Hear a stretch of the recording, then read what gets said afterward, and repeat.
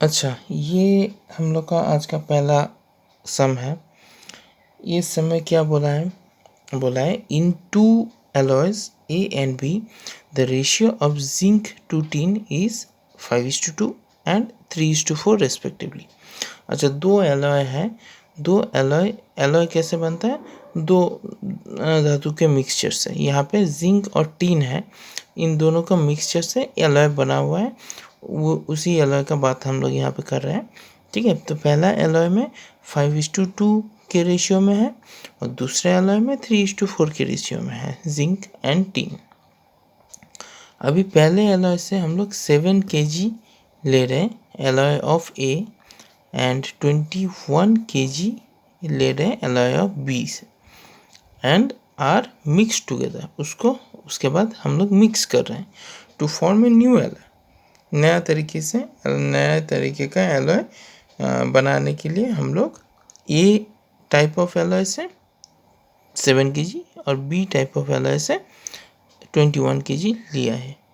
लेने के बाद नया एलॉय तो बन गया, उसके बाद क्या होगा? What will be the ratio of the zinc and tin in the new alloy? नया एलॉय में जिंक और टीन का रेशियो क्या होगा, ये हम लोगों को निकालना है। अच्छा, तो देखते हैं। ए एलॉय में क्या था? ए एलॉय में जिंक इस टू टीन था 5:2 रेशियो का। ठीक है, तो और बी एलॉय में जिंक इस टू टीन था 3:4 रेशियो में। ठीक है, अब ये तो रेशियो के बाद आ गया है। ठीक है, अब रेशियो का बाद जब भी आ जाता है तो हम लोग क्या करते हैं कि रेशियो एक्चुअल में कितना है वो हम लोगों को पता नहीं होता है। तो 5:2 है तो 5 kg हो सकता है और 2 kg भी हो सकता है, या फिर ये 10 kg 4 kg भी हो सकता है, या फिर 15 kg 6 kg भी हो सकता है। क्योंकि ये अगर हम लोग रिड्यूस करते हैं तो 5:2 ही आएगा, ये भी रिड्यूस करते हैं तो 5:2 ही आएगा। कोई भी ऐसे एक हो सकता है, तो कौन सा वाला होगा हम लोगों को पता नहीं है। तो हम लोगों को क्या करना है, इस रेशियो की मदद से 7 kg में, क्योंकि 7 kg ले रहे हैं हम लोग ए टाइप का, 7 kg में कितना जिंक है और कितना टीन है वो हम लोगों को निकालना है। तो इन 7 kg from A alloy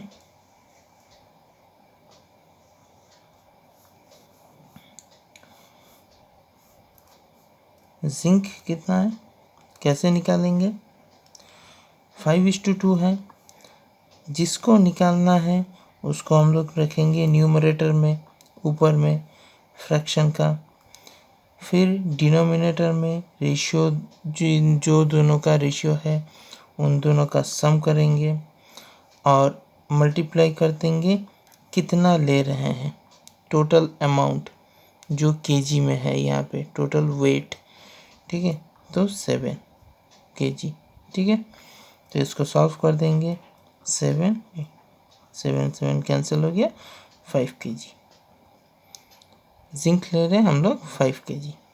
और टीन कैसे निकालेंगे, ये कैलकुलेशन करने का ज़रूरत है नहीं, कर भी सकते हैं, कोई प्रॉब्लम नहीं है कि ऊपर 2 बैठा के नीचे 5/2 करके, उतना मतलब कितना तकलीफ़ क्यों उठाए हम लोग।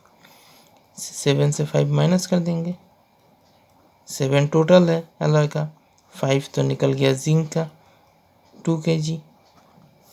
देखो यही आ गया। ठीक है, 5:2 मतलब 5 kg 2 kg यही आ गया। ठीक है, अब नेक्स्ट देखते हैं,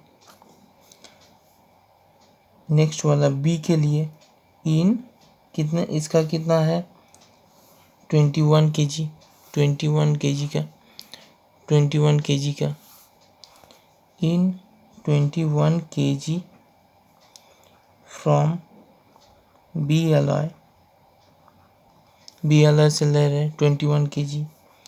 जिंक कितना होगा, रेशियो कितना था, 3:4 था। सेम प्रोसेस 3 + 4 इंटू कितना है 21, तो 3/7 इंटू 21, 7 3 = 21, 3 इंटू 3 9 kg, 9 kg हो गया इसका। ठीक है, सेम प्रोसेस से। और टिन का कितना होगा, 4/3 + 4 इंटू 21। इस प्रोसेस से भी करके देख लेता हूँ होता है कि नहीं होता है। माइनस वाले से तो मैंने किया ही है, इस वाले से यही इजी प्रोसेस है, इसमें थोड़ा सा फिर से करना पड़ेगा। 3 4 = 12 kg। ठीक है, वही है 9 + 12 21 ही होता है। तो ये हम लोग का निकल गया। पहले वाले में जिंक कितना था, दूसरे वाले में जिंक कितना था, पहले वाले में टीन कितना था, दूसरे वाले में टीन कितना था।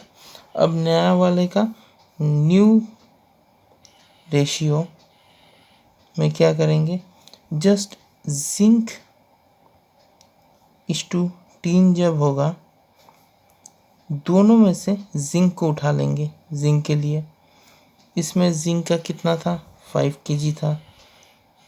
इसमें जिंक का कितना था, बी एलॉय का 9 kg था, 5 + 9।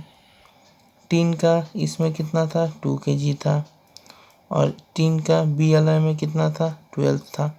उठा लेंगे तो 14:14 हो गया। 14:14 हो गया हम लोगों का। ये दोनों ए एलॉय से और बी एलॉय से जिंक का जो एक्चुअल अमाउंट है, कितना कितना केजी है, उनको सम कर दिया। और टीन का भी जितना एक्चुअल अमाउंट है उसको भी सम कर दिया। 14:14 आ गया। मतलब इसको अगर हम लोग रिड्यूस करते हैं तो 1:1 आ जाएगा। तो हम लोग का न्यू जो रेशियो है, व्हाट विल बी, क्वेश्चन में जो था, what will be the ratio of the zinc and teen in the new alloy, the ratio will be